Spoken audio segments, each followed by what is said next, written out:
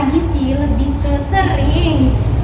Iya kan? Nah, daripada kita bingung gimana cara nyikapinya, lebih baik kita tanya ke langsung aja nggak sih?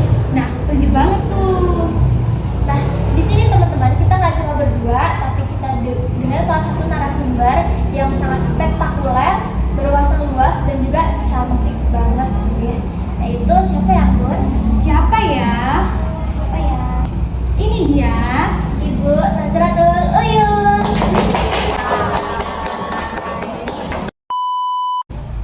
Assalamualaikum Ibu. Waalaikumsalam. Selamat siang Ibu. Bagaimana kabarnya Ibu? Siang, alhamdulillah sehat, walafiat, sejahtera, bahagia.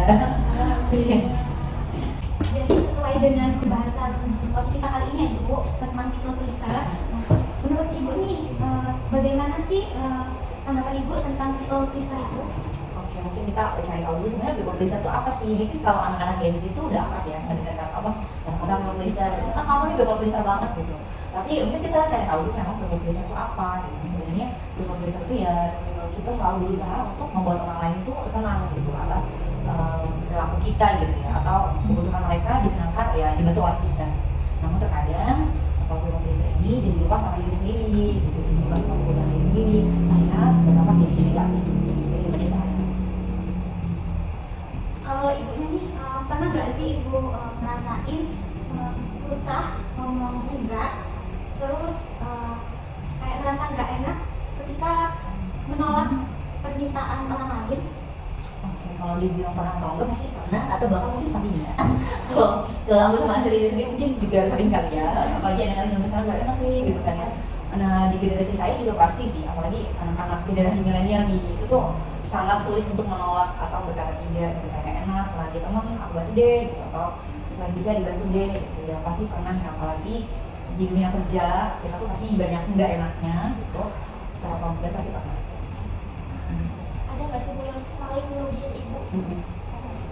Sampai pleasure itu gitu ya. Pernah ngerugiin itu ya mungkin akhirnya ke mental kali ya, jadi kayak misalnya bilang mungkin grinding gitu, jadi abis gitu energinya gitu kan, terus sampai rumah bisa nangis gitu kan.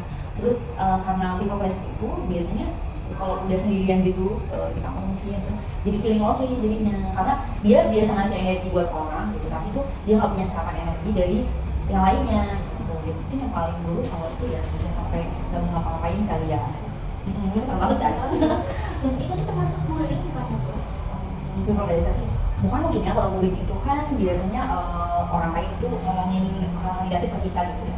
Tapi kalau people pleasure kan orang lain itu minta bantuan kita, tapi kita tuh juga selalu mengiyakan, padahal tidak, namanya minta bantuan ya berarti ada iya tidak, mungkin iya tapi besok, atau enggak ya enggak sama sekali gitu kan, atau enggak tapi ada syaratnya deh gitu. Itu tapi kalau people pleasure kan ya udah diain aja terus-terusan gitu kan, sampai ya capek sendiri akhirnya. Kalau Afif pernah juga people pleasure. Benar. Sering banget sih. Ya, aku sama juga. Sering banget ibu. Tapi udah mulai ini ya, Udah mulai menyadari. Karena kayak gimana ya? Kalau di Ambon sendiri tuh kayak ngebuat gimana ya? Stres Oh, dulu ya. stres. Jadi kepikiran terus. Oke, nah mungkin stres. Nah kita tuh sering juga mendengar kata-kata stres tuh ya. Sebenarnya apa sih stres itu gitu kan?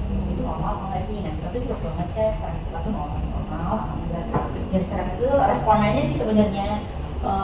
Respon pikiran kita, emosi kita. Oh kalau misalkan ada tekanan, nah udah jadi nerima semua ajakan orang, bantuan orang. Kalau kita udah merasa tertekan berlebihan, gitu kan stresnya, berarti itu udah nggak normal. Tapi kalau orang masih minta tolong ke kita terus kita kasih bantuan, kita masih happy, itu tadi nggak stres, itu berarti masih oke. Kalau udah stresnya too much, jadi overthinking kemana-mana, nggak mau makan atau bisa jadi eating disorder, jadi makannya berlebihan, nah itu perlu di cross check dan jangan sampai ada kerusakan.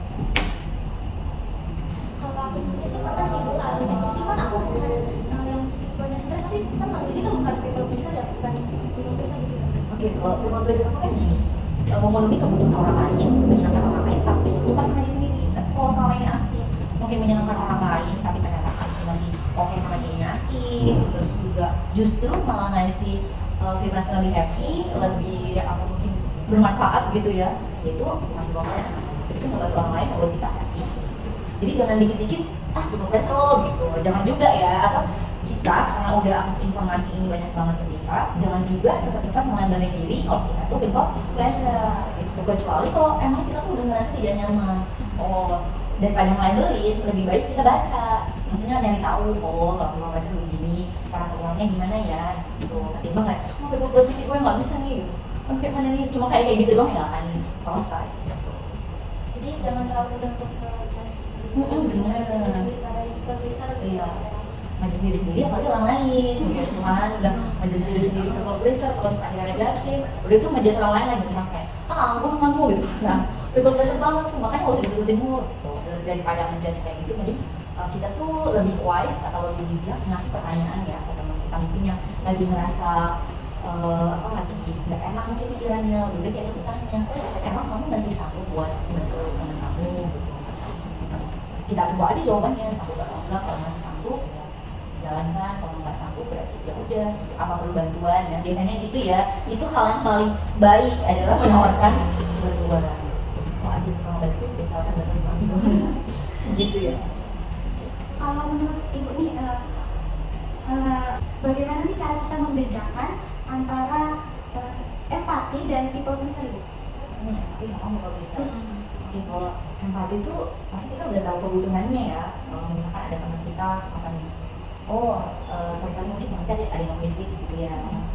Nah kalau ada yang punya duit, terus kalau kita melihat teman kita ini apa belum makan mungkin hari ini gitu kan ya. Kalau belum makan ya berarti kalau kita ada duit gitu. Kalau empati apa, berarti kita langsung kasih tindakan sama dia, coba kita beli makan terus kita makan bareng. Nah tapi kalau misalkan people pleaser nih, bisa jadi dia kalau punya duit ya, dia mau ngebantu orang tapi dia ngutang misalkan. Nah ini tuh udah jelek banget. Jadi dia mau ngebantu orang tapi dia sendiri menyusahkan diri sendiri gitu. Jadi kalau empati itu jelas ya, dia tahu batasannya. Tapi kalau people pleaser ya dia pengennya mungkin jadi kayak pengen dilabelin jatuhnya ya, pengen dilabelin bisa ngebantu mungkin sebagai peri, sebagai pahlawan gitu jadinya. Tapi kalau empati kan enggak, dia tahu batasannya. Saya bisa bantu berarti kali duit, oke berarti saya lakuin sih gitu.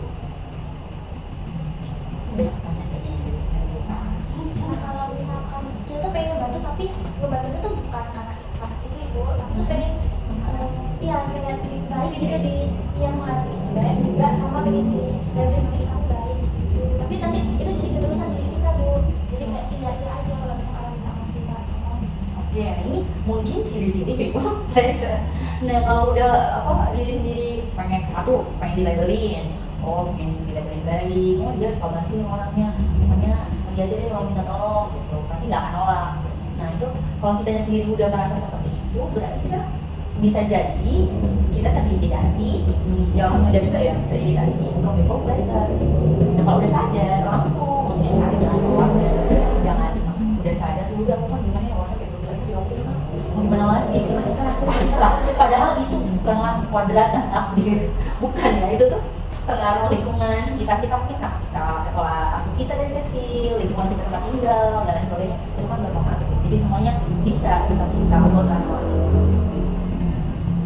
Menurut Ibu bagaimana langkah awal untuk seseorang itu berhenti menjadi people pleaser tanpa dirinya tuh ada rasa bersalah gitu? Dia nggak merasa bersalah gitu. Oke, mungkin yang perlu dicatat adalah kalau berhenti banget, mungkin orang tuh nggak akan pernah bisa berhenti banget ya. Dan yang namanya merasa ingin membantu dan lain sebagainya, itu untuk menguranginya pasti melalui sebuah proses. Jadi nggak ada nih tiba-tiba kemarin asli jadi people pleaser terus minggu depan udah kayak bukan gitu kan, nggak bisa. Jadi yang namanya perjalanan psikologis seorang itu panjang. Mungkin kalau udah mulai sadar tadi itu, kalau udah mulai tahu aku tuh people pleaser ya, jadi selama ini saya suka overthinking, suka apa ya, yang pertama kalau memang dibutuhkan harus ke profesional, ke psikolog, silakan ke profesional. Dan juga mungkin bisa sekarang banyak ya YouTube, terus apa lagi, buku-buku atau website atau juga online kelas gitu yang mungkin bisa jadi gratis. Pelan-pelan kita catat, kita journaling gitu, kita rangkum apa sih mungkin tahapan-tahapan yang bisa kita lakukan. Dan pasti udah mulai ngekat circle-circle yang toksik, Kurang sehat. ya yang kurang sehat, yang toksik gitu kan, yang ngebuat selama ini mungkin cuma mau manfaatin kita aja, tapi nggak mau saling bermanfaat gitu ya. Saya sih kayak setuju aja ya kalau pertemanannya saling memanfaatkan itu setuju, tapi kalau hanya satu yang dimanfaatkan gitu, itu nggak setuju. Ya itu tadi mungkin mengangkat yang toksik gitu. Dan pasti perjalanannya adalah terus proses belajar, bertumbuh gitu. Jadi kalau minggu ini belum berhasil, oh aduh tadi masih 5 lagi, nggak apa-apa, catat. Perjalanan sekolah itu jadi mau nggak mau kita tuh harus sering nyatet ya, karena otak kita tuh terbatas. Udah perasaan kita, sering sekali kita tuh lupa sama perasaan sendiri. Dicatat, dan kalau dicatat, diulang terus menerus, dilakuin ya pastinya, diulang terus menerus, dilakuin. Nah, habis itu udah proses aja belajar. Tadi kan ibu udah nyebutin kan kalau misalkan guru besar itu bisa ke psikolog atau konseling. Nah itu apa termasuk penyakit mental? Kalau ngomongin penyakit mental, kita nggak bisa langsung ngelakuin penyakit mental ya. Makanya kita perlu ini cuma perlu garis bawahi, apakah ke psikolog itu harus punya penyakit mental? Karena kutip ya, tidak semua orang yang ke psikolog itu harus punya penyakit mental. Contohnya banyak sekali ke psikolog itu mau konsultasi pendidikan, konsultasi karir, konsultasi self improvement, terus konsultasi keluarga, pernikahan. Jadi itu yang dikonsultasikan ke psikolog, bukan melulu-melulu aku people pleaser langsung ke psikolog. Nggak gitu. Jadi itu makanya mindsetnya jangan negatif dulu kalau mau ke psikolog.